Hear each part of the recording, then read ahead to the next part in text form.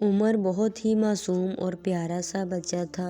اس کے ماں باپ اسے بہت پیار کرتے تھے۔ پھر ایک دن ایسا ہوا کہ ایک ظالم جن نے اس کے باپ کو مار کر اس کی ساری دولت پر قبضہ کر لیا اور دولت لے کے وہاں سے بھاگ گیا۔ اب وہ بیچارہ کوڑی کوڑی کا محتاج ہو گیا۔ عمر ہر وقت پریشان رہتا، اسے اپنے ابو بہت یاد آتے تھے اور وہ ہر وقت روتا رہتا۔ ایک دن وہ اپنے ابو کو یاد کر کے رو رہا تھا کہ اتنے میں ایک پری وہاں آئی اور بولی، عمر ڈرو نہیں، لو جادو کے بیج، انہیں تم زمین میں بو دو، تمہاری تمام مشکلیں حل ہو جائیں گی۔ عمر نے حیرت سے پری کی طرف دیکھا۔ پری نے کہا، گھبراؤ نہیں، یہ بیج لے لو۔ عمر نے ڈرتے ڈرتے وہ بیج پری کے ہاتھ سے لے لیے۔ اس کے بعد پری وہاں سے چلی گئی۔ اب عمر نے وہ بیج زمین میں بو دیے۔ رات کا کھانا کھانے کے بعد عمر اپنے کمرے میں جا کر سو گیا۔ اس کے کمرے کی ایک کھڑکی باہر صحن کی طرف کھلتی تھی۔ گرمیوں کے دن تھے۔ عمر کھڑکی کھول کر سو گیا۔ صبح جب عمر کی آنکھ کھلی تو وہ حیران رہ گیا۔ کھڑکی کے ساتھ باہر ایک خوبصورت بیل اگی ہوئی تھی۔ عمر حیران سے اس بیل کو دیکھ رہا۔ پھر وہ اپنے کمرے سے نکل کر صحن میں آیا۔ اس نے دیکھا کہ صحن میں ایک بہت بڑی بیل اگی ہوئی ہے۔ عمر حیرت سے اس بیل کی طرف دیکھنے لگا۔ پھر دوسرے ہی لمحے وہ اپنی جگہ پر اچھل پڑا۔ وہ بیل دیکھتے ہی دیکھتے بڑھنے لگی۔ اس کی شاخیں اوپر ہی اوپر جا رہی تھیں۔ وہ بیل آسمان کی طرف بڑھی جا رہی تھی۔ عمر پہلے تو یہ دیکھ کر خوفزدہ ہوا، پھر دلچسپی سے اس بیل کو بڑھتے ہوئے دیکھنے لگا۔ وہ بیل اوپر ہی اٹھتی جا رہی تھی۔ اس بیل کے پودے بڑے گھنے تنے، شاخیں بڑی بڑی اور دور تک پھیلی ہوئی تھی۔ دیکھتے ہی دیکھتے وہ بیل اوپر آسمان تک جانے لگی۔ عمر حیرت سے یہ منظر دیکھنے میں مبہوت تھا۔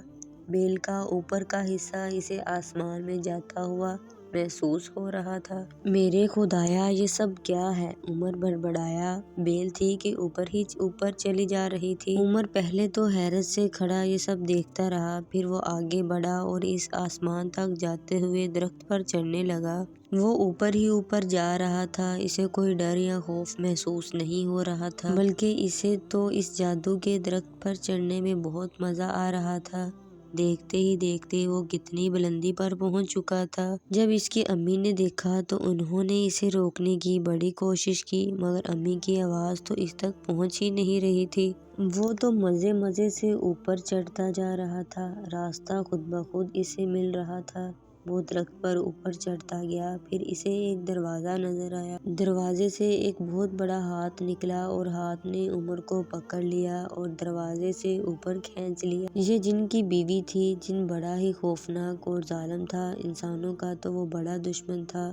انسانوں کو تنگ کرنا اس کا محبوب مشغلہ تھا۔ جن کی بیوی نے جب اسے دیکھا تو بولی، اے آدم زاد، تم کون ہو؟ عمر نے جواب دیا، میرا نام عمر ہے۔ جن کی بیوی بولی، آہستہ بولو، میرے خاوند نے سنا تو وہ تمہیں کچا کھا جائے گا۔ عمر نے کہا، مجھے بڑی بھوک لگ رہی ہے، مجھے کھانے کے لیے کچھ دو۔ جن کی بیوی نے عمر کو ڈبر روٹی اور جام کھانے کے لیے دیا۔ جب وہ کھانے سے فارغ ہوا تو جن کی بیوی نے کہا، تم ادھر الماری کے پیچھے چھپ جاؤ، میرا خاوند آ گیا تو وہ تمہیں زندہ نہیں چھوڑے گا۔ عمر الماری کے پیچھے چھپ گیا۔ اس وقت جن کمرے میں آدم تھا اور بولا، مجھے یہاں آدم زاد کی بو آ رہی ہے، کہاں ہے وہ آدم زاد؟ جن کی بیوی نے کہا، سرتاج، آپ کو وہم ہو گیا ہے، یہاں آدم زاد کا بھلا کیا کام؟ جن نے کہا، مجھے بہت زوروں کی بھوک لگ رہی ہے، کچھ کھانے کے لیے لاؤ۔ جن کی بیوی نے جن کا ڈھیر سارا کھانا لے کر آئی۔ جن نے کھانا کھانے کے بعد اپنی بیوی سے کہا، میرا خزانہ کہاں ہے؟ جلدی سے میرا خزانہ لے کر آؤ۔ جن کی بیوی خزانہ لے کر آئی تو عمر حیران رہ گیا۔ اس ڈھیر میں سونے اور چاندی کے وہ سکے بھی تھے جو جن ان کے گھر سے چرا کر لایا تھا۔ اب تو عمر کو جن پر بڑا غصہ آیا۔ کچھ دیر بعد جن گہری نیند سو گیا۔ جن کی بیوی اس کمرے سے باہر چلے گئی۔ اب عمر چپکے سے الماری کے پیچھے سے نکلا۔ وہ تیزی سے اس میز کی طرف بڑھا جہاں جن کا خزانہ پڑا ہوا تھا۔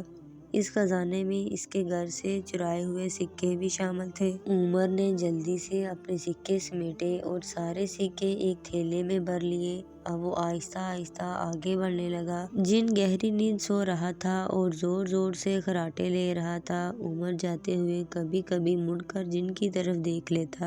اچانک عمر کو ٹھوکر لگی اور وہ تانبے کی بڑی صراحی سے ٹکرایا۔ کھڑاک کی آواز سن کر جن کی بیوی دوڑی چلی آئی۔ جب اس نے عمر کو دیکھا تو بولی، اے لڑکے، یہ دولت کہاں لے جا رہے ہو؟ جن یہ آواز سن کر بیدار ہو گیا۔ وہ عمر کے پیچھے بھاگا۔ عمر نے جب یہ دیکھا تو اس نے دوڑ لگا دی۔ اب عمر تیزی سے بیل تک آیا اور بیل کے ذریعے نیچے اترنے لگا۔ جن کو بھی اس کے پیچھے لپکا۔ عمر دبلا پتلا تھا، اس لیے وہ تیزی سے نیچے اترتا چلا گیا۔ جن بوڑھا اور موٹا تھا، نیچے اترنے میں اسے دشواری پیش آ رہی تھی۔ عمر تیزی سے نیچے پھسلتا جا رہا تھا۔ جن اس سے بہت دور اوپر تھا۔ پھر عمر زمین پر پہنچ گیا۔ جن ابھی بہت اوپر تھا۔ عمر نے جلدی سے کلہاڑی پکڑی اور وہ جادو کے درخت کو کاٹنے لگا۔ یہ دیکھ کر جن بدحواس ہو گیا۔ اس کے ہاتھ درختوں کی شاخوں سے چھوٹے تو سیدھا زمین پر آ گرا۔ گرتے ہی وہ مر گیا۔ عمر نے درخت کاٹنا نہ چھوڑا۔ اوپر جن کی بیوی موجود تھی، وہ کسی لمحے نیچے آ سکتی تھی۔ عمر نے درخت کا اتنا حصہ کاٹ دیا، اس کے ساتھ ہی وہ درخت غائب ہو گیا۔ عمر کو اپنی دولت واپس مل چکی تھی۔ اس نے اپنی امی کو سارا واقعہ سنایا تو وہ بہت خوش ہوئی۔ اب وہ پھر سے امیر ہو گئے تھے اور خوشحالی کی زندگی بسر کرنے لگے۔